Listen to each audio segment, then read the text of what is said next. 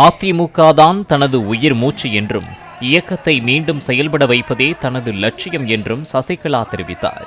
மதுரை மாவட்டம் முஸ்லம்பட்டி அருகே நலத்திட்ட உதவிகள் வழங்கும் நிகழ்ச்சியில் பேசிய அவர், அனைவரின் எண்ணத்தை ஈடேற்றும் வகையில் அதிமுகவை ஒன்றிணைக்கும் முயற்சியை தான் தொடர்ந்து செய்து வருவதாகவும் தெரிவித்தார்.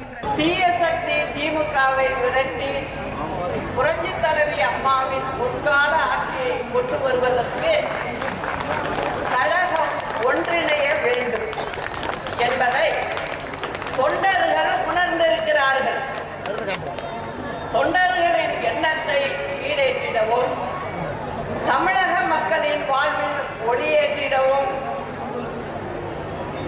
அனைவரையும் ஒன்றிணைக்கும் முயற்சியில் நான் தொடர்ந்து ஈடுபட்டு வருகிறேன்.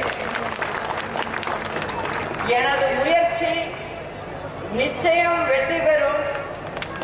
கழகம் ஒன்றுபடும், கழக ஆட்சி அமையும் என்ற உறுதியை